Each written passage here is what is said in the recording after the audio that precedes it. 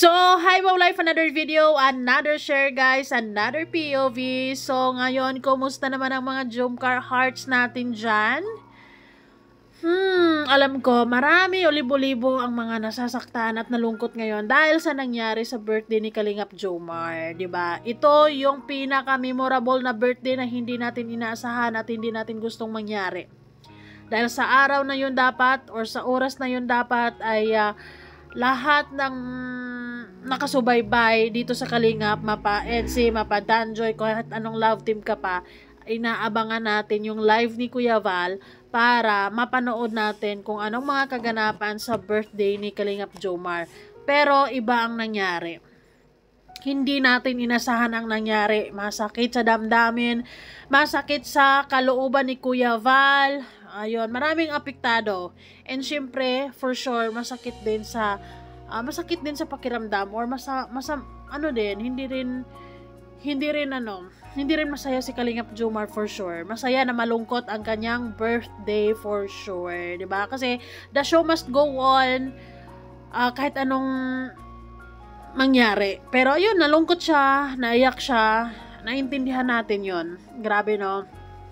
Pero dito ngayon ay merong isang fan na nagpo-post doon sa page ng Jomcar 18 na sobrang sobrang naapektuhan, sobrang namamaga talaga yung mata niya guys, as in sobrang nalulungkot talaga siya para kay Kalingap Jomar because maraming naapektuhan kanina sa video ni Kuya Val na sinabi niya, ay Jomar, umuwi ka na lang sa Nabwa, like mga 3 months, magpapalamig ka muna, ganon, or kahit na hanggang December, ganon. Pero alam ko naman na mahirap din ito sa part ni Kalingap Jomar kasi hindi naman niya ito ginusto, 'di ba? Hindi man niya to siguro I think kulang lang sila siguro sa communication between Kalingap Jomar and the organizers or yung mga sponsors mismo na ay tita or ate, meron akong mga inimbita, 'di ba? Parang ganoon, 'di ba? And sana yung mga organizers, yung mga sponsors, kung gusto nilang maging masaya completely si Kalingap Jomar sa gabi na yun, di ba? Si Kuya Val na mismo ang humarap sa kanila, sana pinapapasok na nila, di ba? Happy birthday na sana talaga, di ba? Di bali nang may issues after. Pero basta buo or lahat silang andoon, lalo na si Kuya Val at Edna. Ay nako, ang bigat-bigat sa pakiramdam, lalo na sa kay Kalingap Jomar ngayon, kay Carla. Pero sigurado naman ako na marami ding mga nagko-comfort or nagpapakalma or nag-a-advices kay Kalingap Jomar ngayon. And sigurado ako, kung uwi man siguro si Kalingap Jomar sa Nabwa para magpapalamig or kung mag-isip-isip muna, magmuni-muni, sigurado ako, bago mangyari yan, kakausapin na muna niya si Kuya Val. Kasi, hindi pwedeng tatalikuran na lang niya ang pangyayaring ito dahil mas lalong sasama yung loob ni Kuya Val kapag hindi niya kakausapin, di ba? So, sigurado ako, sa pagkakakilala ko kay Kalingap Jomar, alam ko na mas mahirap din sa part niya ito, di ba? Pero kakausapin niya yan si Kuya Val or wala man siyang guys, wala man talagang kasalanan si Kalingap Jomar. Inimbita niya yung anak ni Yang Mi, or actually nung pre-celebration ng kanyang birthday na handog ng Jomcar 18, nasabi doon ni Kalingap Jomar, may bukas pa, or like, may party pa kinabukasan, or yun na nga yung sa 11. Sabi nga ni Berador na hindi nga lang nasabi ni Kalingap Jomar kung anong dress code, kaya yung iba is hindi alam yung dress code na ganyan, di ba? Pero anyways, I think it's not about the dress code at all. Kasi pinapapasok naman nila yung ibang hindi nag-dress code, di ba? And si Kuya Val at sa Ate Edna din, wala ding dress code, pero pinapapasok naman. I think personal reason, because anak siya niyang may ganon. Pero sana, since hindi naman pupunta yung tao na yon, or hindi naman pupunta wala naman sana sa event na yon yung anak ni Yang Mi, si Pao, kung inimbita ni Kalingap Jomar, siguro nagkulang lang din si Kalingap Jomar sa part na, ate, Miss Organizer, tita, yung anak pala ni Miss Yang ay inimbita ko, Pero kung ang problema din kasi, kung hindi rin alam ni Kalingap Jomar na masyadong personal ang mga nangyayari between GCFFI and Jomcar 18. Siguro, akala ni Kalingap Jomar na hindi masyadong ganun, 'di ba? Hindi masyadong ano ba, hindi masyadong personal or hindi masyadong big deal, 'di ba? Kaya hindi lang din siguro 'yon iniisip ni Kalingap Jomar, 'di ba?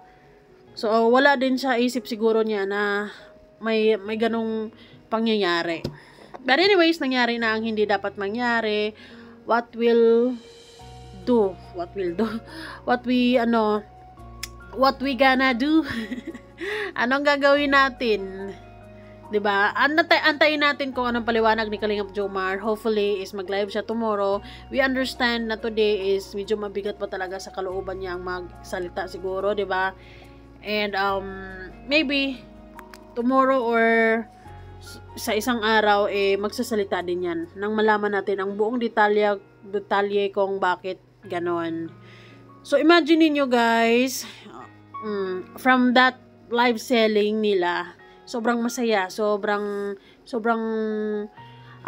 fulfill or yung sobrang ano ba, ayun, punong-puno ng love and sold out din yung live nila. So yung mga fans talaga, ng mga Jomcar fans is nawala din yung bitterness nila sa dalawa, 'di ba? Kasi may mga issues ganun. Pero after ng live selling nawala. Ganon. 'Yon. Sobrang happy pa sila diyan sa celebration or pre-celebration ng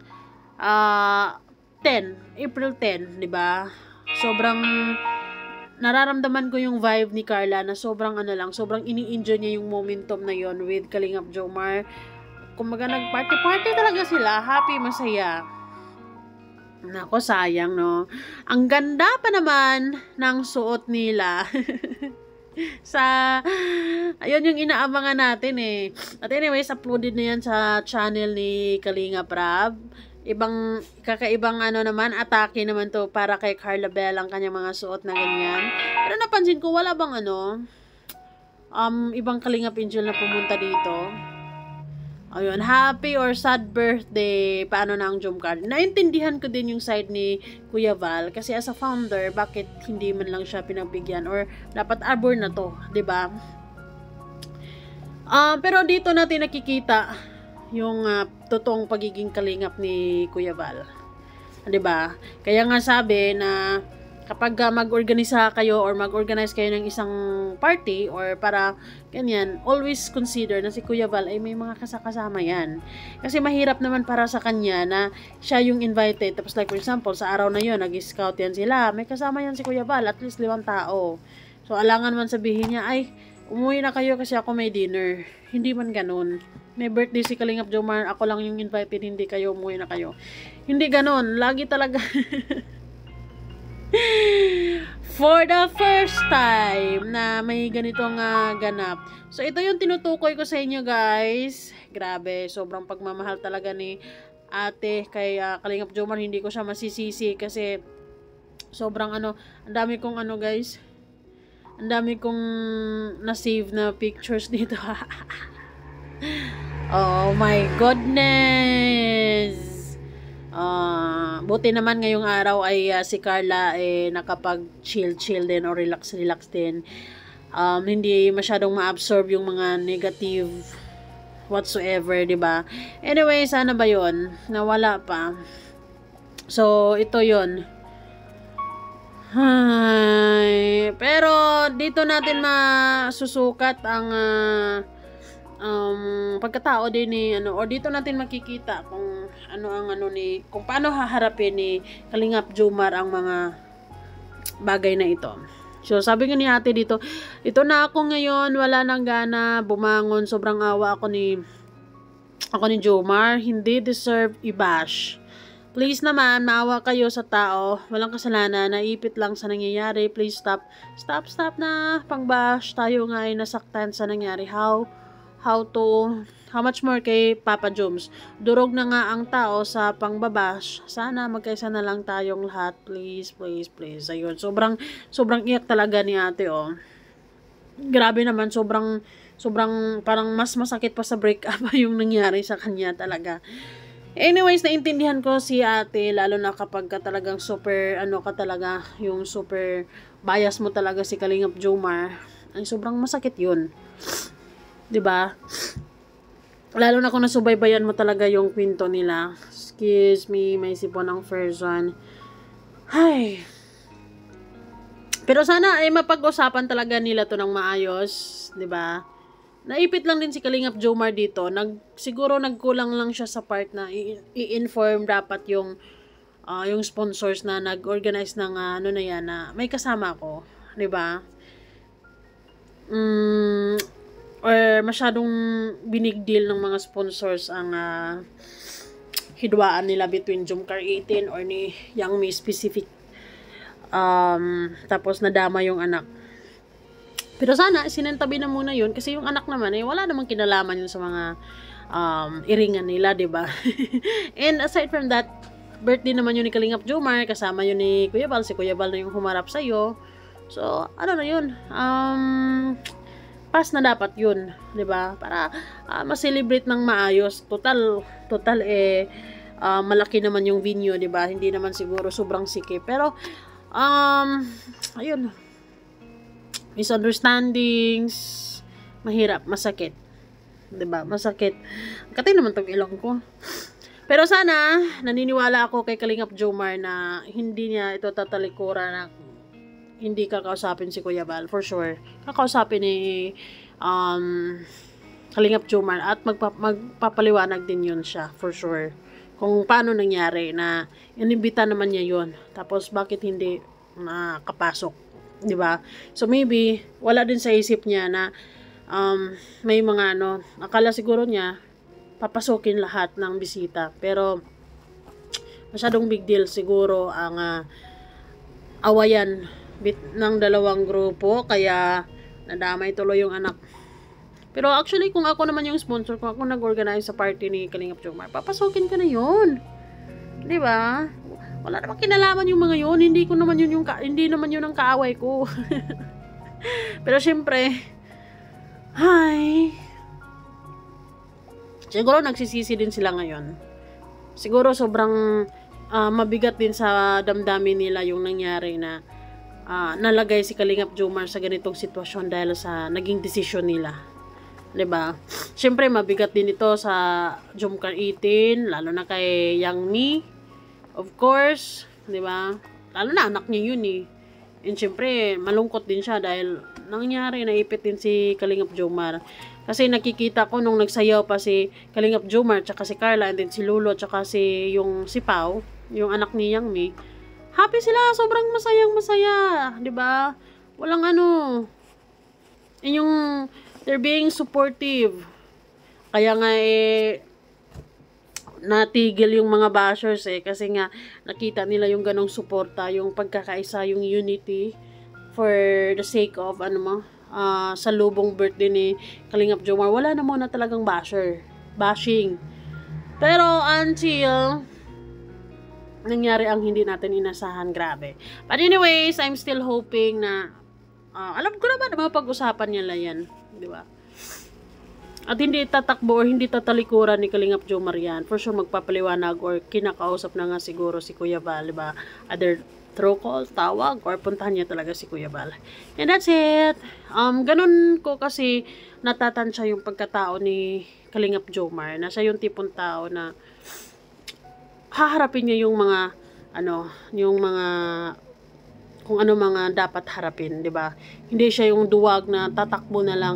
Hindi ko naman kasalanan 'yun eh, 'di ba? Pero 'yun na nga, hindi nga niya kasalanan, pero siya pa rin yung nabiblame ng ibang tao. And may tampo din talaga siguro si Kuya Bal sa kanya. Anyways, maayos at maayos yan. Mabait si Kuya Bal, mabait si Papa Joms. Mapag-usapan nila yan. Thank you guys so much. And sa mga Jomcar fans dyan, kalmahan nyo lang. Huwag masyadong maiyak or sobrang malungkot, lalo na mainit ang panahon. Drink water kasi mahirap magkasakit, guys, 'di ba? Huwag masyadong magpadala sa emosyon or sa lungkot. Okay lang for sure si Kalingap Jomar, kayang-kaya ni Kalingap Jomar yan, 'di ba? Andyan si Carla, hindi yan papabayaan. And syempre, mag-uusap at mapag-uusapan nila yan. Huwag masyadong magpadala sa emosyon, lalo na yung sobrang iyak-iyak talaga, tapos malulunod ka na sa kalungkutan, mag-isa ka pa. Huwag mahirap. So, hopefully, sa lahat ng mga Jomcar fans dyan, ingat kayo at kalma lang, 'di ba? Love, love, love, love. This is just only pagsubok lamang ito ni Kalingap Jomar, or for sure after this ay may mga realizations, pero hindi naman ibig sabihin na Jomcar is over. Hindi naman ganoon. Okay? So, kalma. Thank you guys so much. Maraming salamat po. I hope tomorrow ay kalmado na ang mga bagay-bagay. Thank you!